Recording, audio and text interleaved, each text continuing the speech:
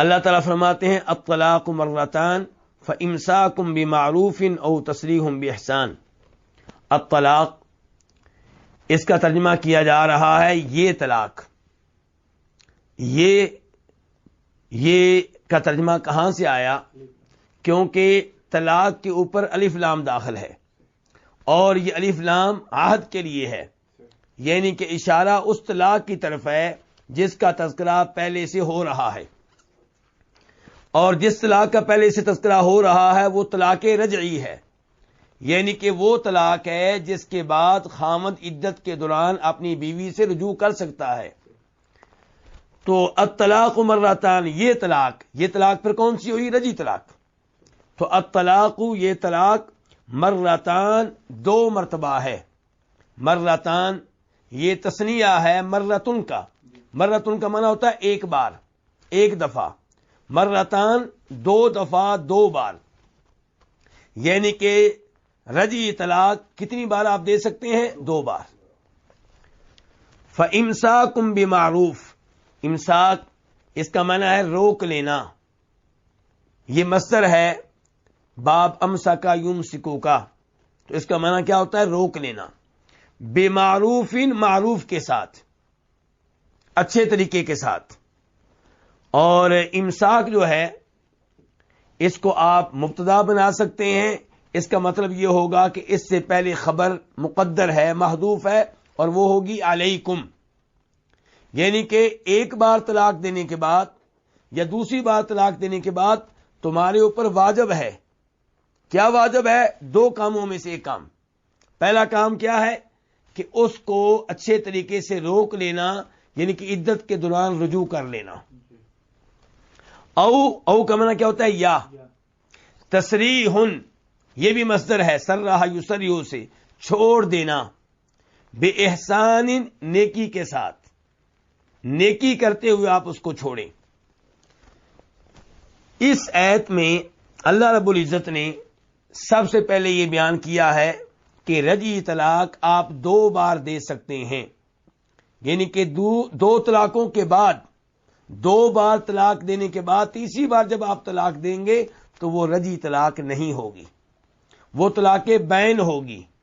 اس کے بعد میاں بیوی کے آپس میں رہنے کا کوئی بھی راستہ باقی نہیں رہے گا.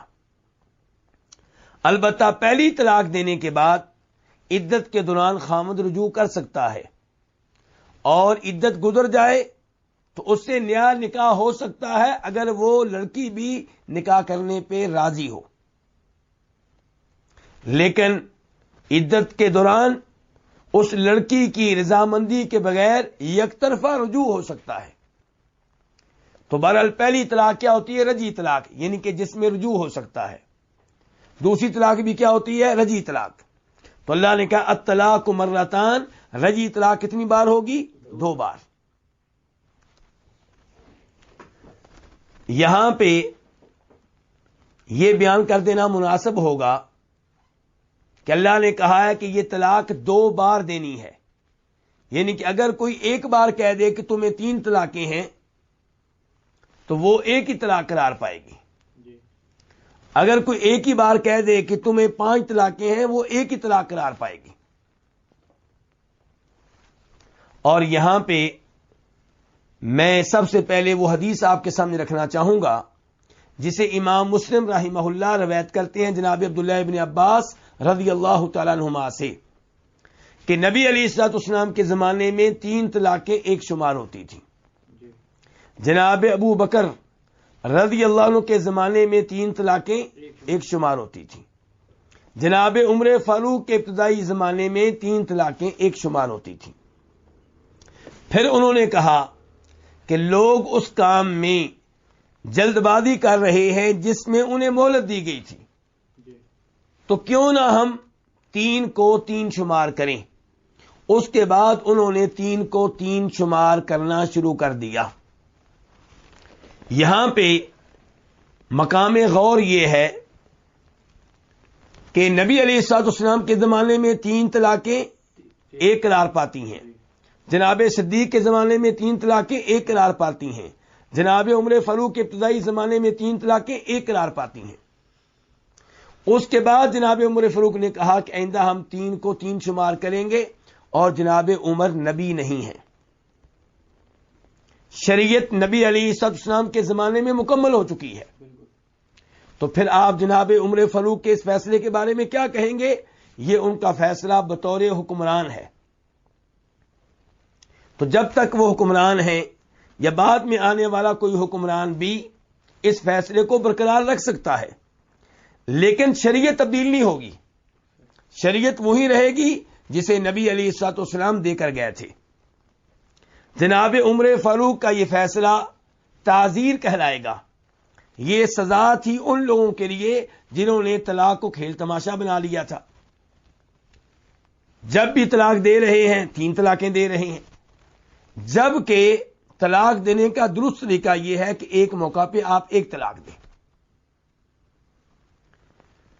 پھر کبھی ضرورت پڑی تو آپ دوسری طلاق دیں گے، پھر کبھی ضرورت پڑی تو آپ تیسری طلاق دیں گے، ورنہ 1 طلاق دینے سے آپ کی وہ خواہش پوری ہو جائے گی جو آپ اپنے دل میں رکھتے ہیں، اس لیے دوسری طلاق تیسری طلاق دینے کی ضرورت نہیں ہے۔ حدیث کے ساتھ ساتھ قرآن کریم سے بھی یہی ثابت ہوگا کہ ایک موقع پہ 3 طلاقیں دی جائیں تو وہ 1 طلاق قرار پائے گی، بلکہ صحیح موقف وہی ہے جسے شیخ الاسلام ابن تیمیہ رحمہ اللہ نے اختیار کیا ہے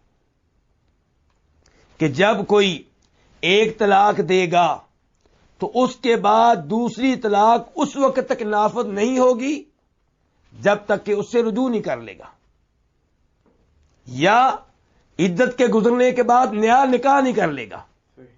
یعنی کہ دوسری طلاق آپ اسی عورت کو دے سکتے ہیں جو طلاق یافتہ نہ ہو۔ جو پہلے سے طلاق یافتہ ہے، جسے آپ نے 1 طلاق دے دی ہے اور رجوع نہیں کیا، اسے آپ دوسری طلاق کیسے دیں گے؟ دوسری طلاق دیں گے تو وہ آپ اس عورت کو دے رہے ہیں جو پہلے سے طلاق یافتہ ہے، اس لیے دوسری طلاق نافذ نہیں ہوگی۔ اور یہی کچھ ہمیں معلوم ہوتا ہے اللہ رب العزت کے فرمان سے، یا ایھا النبی اذا طلقتم النساء فطلقوهن لعدتهن، کہ جب آپ عورتوں کو طلاق دیں تو ان کی عدت کے موقع پہ دیں۔ جب ایک عورت کو طلاق ہو چکی ہے اور پہلی طلاق دیے ہوئے 1 دن گزر چکا ہے، یا 1 مہینہ گزر چکا ہے، یا 1 حیض گزر چکا ہے، آپ دوسری طلاق دیں گے تو یہ وہ طلاق نہیں ہے جو فطلقوهن لعدتهن کے مطابق ہے۔ اس دوسری طلاق سے عدت کا آغاز نہیں ہو سکے گا کیونکہ وہ عورت پہلے سے عدت میں ہے۔ تو اس لیے اس معاملے میں جو موقف شیخ الاسلام ابن تیمیہ رحمہ اللہ نے اپنایا ہے وہی موقف درست نظر آتا ہے، واللہ تعالی اعلم۔ تو بہرحال ایک موقع پہ 3 طلاقیں دی جائیں تو وہ 1 طلاق قرار پائے گی۔ اللہ تعالیٰ فرماتے ہیں الطلاق مرتان، طلاق 2 مرتبہ دینا ہے، اور ہر طلاق کے بعد کیا ہوگا؟ فَإِمْسَاكُمْ بِمَعْرُوفٍ أَوْ تَسْرِيحٌ بِإِحْسَانٍ۔ ہر طلاق کے بعد یا تو آپ اپنی طلاق یافتہ بیگم سے رجوع کریں گے، رجوع ہو جائے گا، پھر کبھی جھگڑا ہوا تو آپ دوسری طلاق دے سکتے ہیں۔ تو ہر رجعی طلاق کے بعد یا آپ رجوع کریں گے او تسریح باحسان، یا آپ رجوع نہیں کریں گے، عدت ختم ہو جائے گی تو وہ آپ سے الگ ہو جائے گی۔ یہاں پہ یہ ذکر کر دینا بھی ضروری سمجھتا ہوں کہ رجعی طلاق کے بعد، یعنی کہ پہلی طلاق کے بعد یا دوسری طلاق کے بعد لڑکی عدت کے ایام کہاں گزارے گی؟ طلاق دینے والے خاوند کے گھر میں گزارے گی۔ نہ اس کو اس گھر سے نکلنے کی اجازت ہے، نہ اس کے خاوند کو یا اس کے سسرال کو نکالنے کی اجازت ہے۔ اللہ تعالیٰ فرماتے ہیں سورہ طلاق میں لا تخرجوهن من بیوتهن ولا یخرجن الا ان یاتین بفاحشۃ مبینہ۔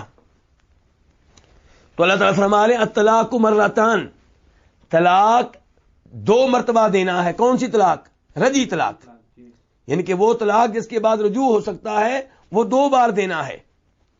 فَإِمْسَاكُمْ بِمَعْرُوفٍ، اس طلاق کے بعد یا تو اچھے طریقے سے اس کو رکھ لینا ہے، معروف طریقے سے۔ اس کا مطلب یہ ہے کہ اگر آپ نے عدت کے ایام میں طلاق یافتہ اپنی بیگم سے رجوع کر لیا تو اسے تنگ نہیں کرنا، تکلیفیں نہیں دینی، احسان نہیں جتلانا، فَإِمْسَاكُمْ بِمَعْرُوف، اسے رکھنا ہے تو اچھے طریقے سے رکھنا ہے، پیار کے ساتھ رکھنا ہے، محبت کے ساتھ رکھنا ہے، اخلاق کے ساتھ رکھنا ہے۔ او تسریحٌ بِإِحْسَان، یا اس کو چھوڑ دینا ہے، طلاق دے چکے ہیں، عدت کے ایام گزر رہے ہیں، پہلا پیریڈ گزرا، دوسرا پیریڈ گزرا، تیسرا پیریڈ گزرا، اب وہ آپ کی طرف سے فارغ ہے، اب وہ آزاد ہے، کسی بھی اور جگہ نکاح کر سکتی ہے۔ تو آپ نے جب اس کو فارغ کرنا ہے تو نیکی کے ساتھ فارغ کرنا ہے۔ بہتر یہ ہے کہ اس موقع پہ آپ اسے کچھ تحائف دیں، کچھ کپڑے دیں، وہ نہ لیں یہ الگ بات ہے، لیکن نیکی کے ساتھ رخصت کریں، اس موقع پہ اسے تنگ نہ کریں۔